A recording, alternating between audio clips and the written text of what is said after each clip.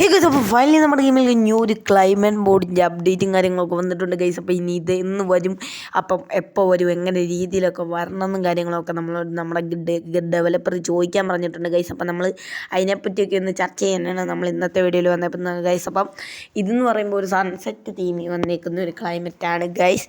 പിന്നെ ഇതിൽ നമ്മൾ ഏത് രീതിയിൽ കൂടെ ആഡാണെന്ന് നമ്മുടെ ഡെവലപ്പർ നമ്മളോട് ചോദിച്ചായിരുന്നു. അപ്പോൾ നിങ്ങളോട് ചോദിച്ചിട്ട് പറയാനാണ്. കറൻ്റ്ലി നമുക്കിപ്പോൾ 3 ഓപ്ഷനാണുള്ളത്. ഒന്നെങ്കിൽ RGS മെനു വഴി, അല്ലെങ്കിൽ പ്ലഗിൻ വഴി, അല്ലെങ്കിൽ ഇങ്ങനെ ചീറ്റ് കോഡായിട്ട്. നമുക്ക് ഓൾറെഡി 4 ക്ലൈമറ്റ് ഉണ്ടെന്ന് അറിയാമല്ലോ നിങ്ങൾക്ക്. റെയിനി മോഡ്, പിന്നെ മൺസൂൺ മോഡ്, നൈറ്റ് മോഡ്, ഇതിപ്പോൾ മൺസൂൺ ആണെന്ന് തോന്നുന്നു.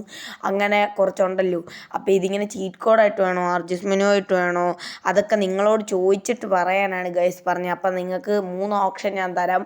ചീറ്റ് കോഡായിട്ട് വേണോ, RGS മെനു ആയിട്ട് വേണോ, അതോ ഇനി നിങ്ങൾക്ക് പ്ലഗിൻ വഴി വേണോ. പ്ലഗിൻ വഴി വരാൻ ചാൻസ് ഇല്ല എങ്കിലും നിങ്ങൾ മാക്സിമം ഒന്ന് കമൻറ്റ് ചെയ്യുക.